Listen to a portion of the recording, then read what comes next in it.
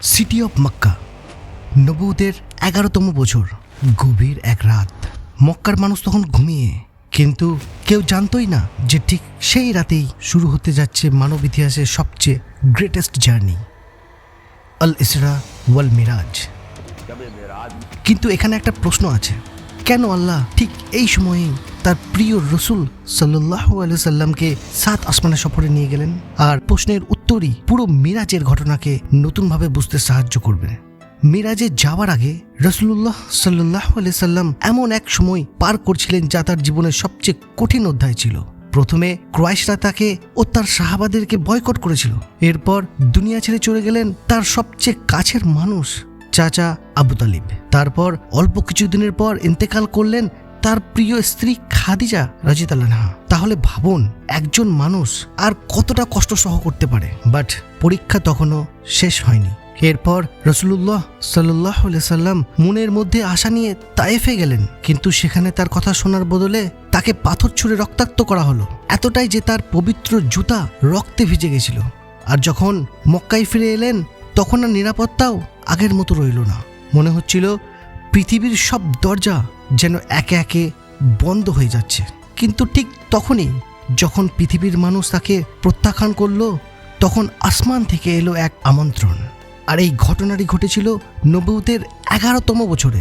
আর অনেক আলেম বলেন এই সফরে ছিল রাসূলুল্লাহ সাল্লাল্লাহু আলাইহি সাল্লামের জীবনের সবচেয়ে বড় টার্নিং পয়েন্ট। কারণ এই ঘটনার পরই খুবই অল্প সময়ের মধ্যেই শুরু হয় হিজরতের প্রস্তুতি, আর এরপরই বদলে যায় ইসলামের ইতিহাস। কিন্তু সেই ঐতিহাসিক রাতের শুরুটা কিভাবে হয়েছিল? গভীর রাত, হঠাৎ উপস্থিত হলেন জিবরিল আলাইহিস সালাম। আর তার সঙ্গে ছিল এমন এক সৃষ্টি যার গতি মানুষের কল্পনারও বাইরে। তার নাম বুরাক। অ্যাকচুয়ালি বুরাক শব্দটি বারাক থেকে এসেছে, যার অর্থ বিদ্যুৎ।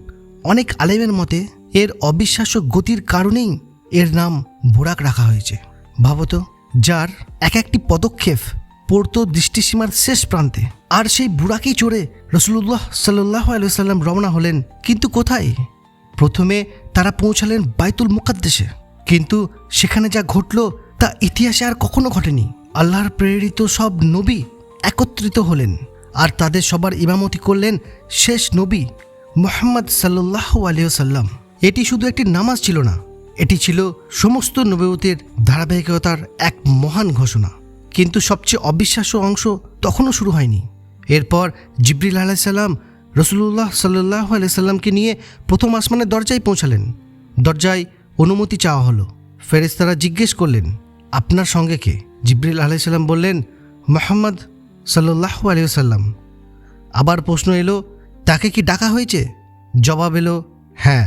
এরপর খুলে গেল প্রথম আসমানের দরজা। কিন্তু সেই দরজার ওপারে কে অপেক্ষা করছিল? প্রথম আসমানে রাসূলুল্লাহ সাল্লাল্লাহু আলাইহি সাল্লামের সাক্ষাৎ হলো মানব জাতির প্রথম পিতা হযরত আদম আলাইহিস সালামের সঙ্গে। তিনি সালামের উত্তর দিলেন এবং স্বাগত জানালেন। বর্ণনায় এসেছে তার ডান পাশে ছিল জান্নাতীদের রূহ আর বাম পাশে ছিল জাহান্নামীদের রূহ। তাই তিনি ডান দিকে তাকালে আনন্দিত হতেন, আর বাম দিকে তাকালে দুঃখে ভরে উঠত তার চেহারা। এই দৃশ্য শুধু একজন পিতার নয়, এটি ছিল পুরো মানব জাতির ভবিষ্যতের এক ঝলক। কিন্তু সফর এখানেই থামেনি। এরপর রাসূলুল্লাহ সাল্লাল্লাহু আলাইহি সাল্লাম পৌঁছালেন দ্বিতীয় আসমানে।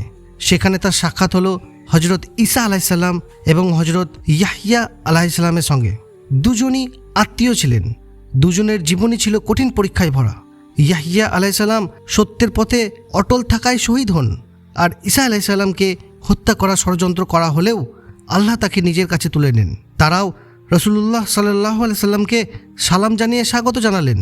কিন্তু সামনে অপেক্ষা করছিলেন এমন একজন নবী যার সৌন্দর্যের কথা আজও পৃথিবী স্মরণ করে। তৃতীয় আসমানে রাসূলুল্লাহ সাল্লাল্লাহু আলাইহি সাল্লামের সাক্ষাৎ হলো হযরত ইউসুফ আলাইহিস সালামের সঙ্গে, যাকে আল্লাহ অসাধারণ সৌন্দর্য দান করেছিলেন। কিন্তু তার জীবনের সবচেয়ে বড় শিক্ষা ছিল সৌন্দর্য নয়, বরং ধৈর্য।